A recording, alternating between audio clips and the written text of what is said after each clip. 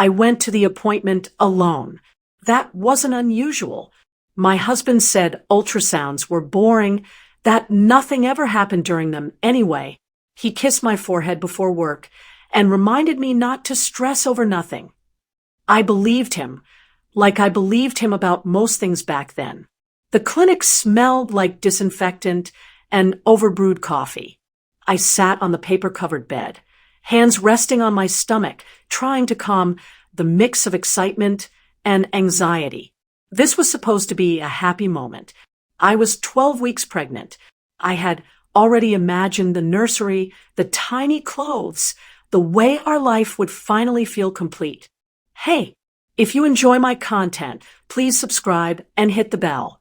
Your support means everything and helps me keep creating. Thank you so much. The technician began as usual. Cold gel, quiet concentration, the soft hum of the machine. At first, everything felt normal.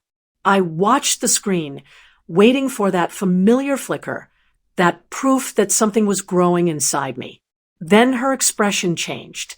She stopped talking. Her movements slowed. She zoomed in, adjusted angles, measured something twice, then 3 times. The room felt colder, heavier. My chest tightened. She left without explanation, saying only that the doctor needed to review something. Minutes passed. Each one felt longer than the last. I stared at the ceiling, counting the cracks, telling myself not to panic. Doctors were cautious. That was all. When the doctor came in, he didn't sit right away. He stood near the screen, studying it, then looked at me with an expression I had never seen from a medical professional before. Not concern, not sympathy, fear.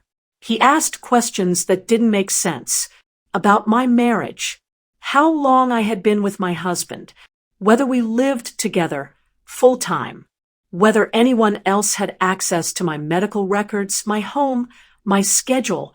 My confusion turned to unease. I laughed nervously and said, he must be mistaken. This was just a routine scan. He finally sat down. His voice dropped. He told me the pregnancy itself was progressing, but the ultrasound showed markers that didn't align with what I'd been told about conception timing. He said it carefully, like every word carried weight. Then he paused and said something that made my stomach drop. He told me I needed to be safe. Not medically, personally. He said very clearly that I should consider a divorce. I stared at him, convinced I had misheard.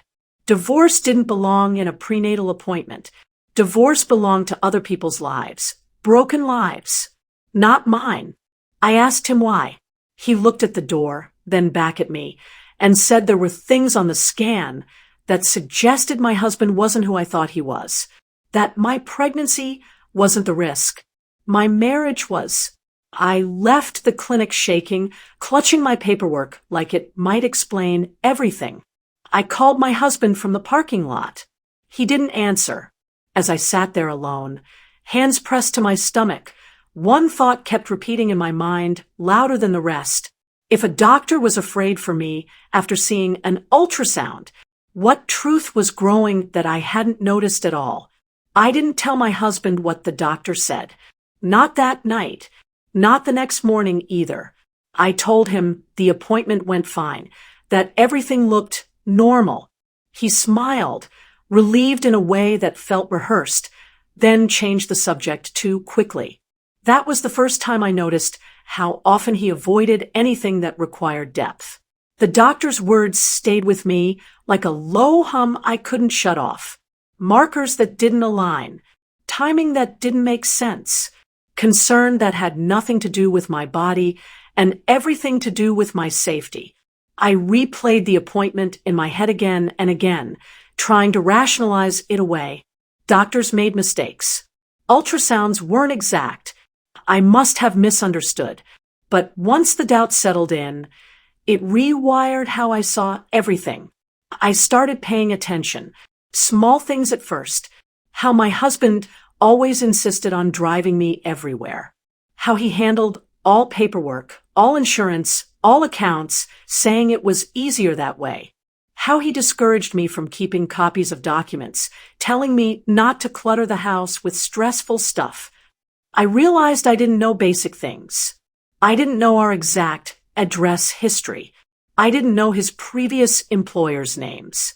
I didn't know why some of my medical records had been transferred without my request. I didn't know why my phone sometimes showed calls I didn't remember making.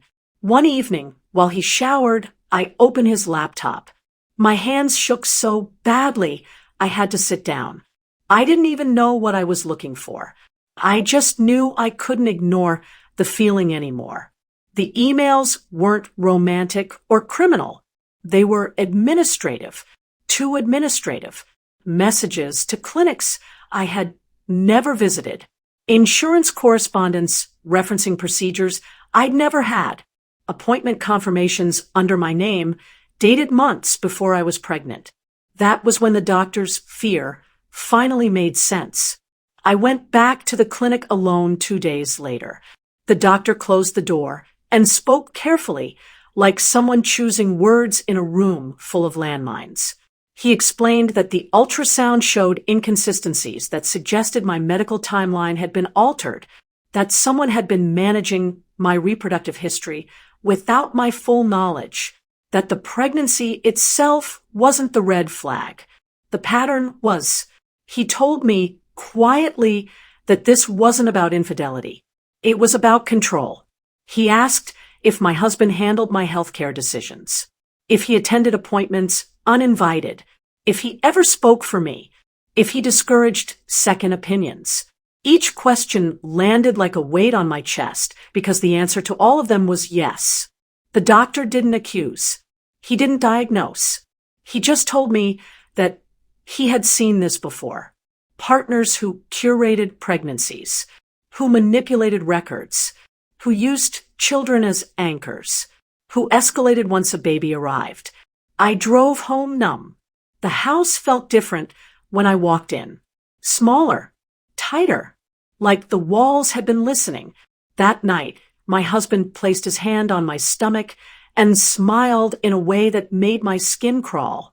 He talked about plans, about how I wouldn't need to work anymore, about how it would be better if I rested, stayed home, let him handle everything.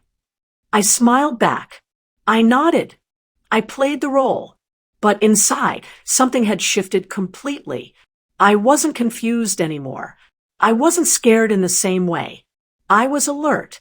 The doctor hadn't begged me to get a divorce because of something abstract. He had begged because he recognized a pattern before it finished forming. And now I did too. I spent the next week quietly preparing. I copied documents. I changed passwords. I opened an account in my own name. I told no one, not my friends, not my family, especially not my husband, because once you see the truth, you understand something terrifying and freeing at the same time. Love doesn't make someone erase you. Concern doesn't make someone control your body.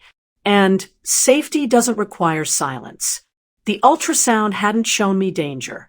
It had revealed it. I left on a Tuesday morning while he was at work. 1 suitcase. Copies of everything. I went straight to a lawyer, then to a clinic the doctor had referred me to. Independent records. Independent care. For the first time in years, my name stood alone on every form. The truth came out fast after that. The altered files. The consent forms signed in my name, but not my handwriting. The pattern the doctor had recognized was real, documented, undeniable. When my husband finally confronted me, his panic wasn't about losing me. It was about losing control. That told me everything. The divorce wasn't dramatic. It was quiet and final. The pregnancy continued under doctors who protected me, not managed me. The ultrasound didn't end my marriage. It exposed it.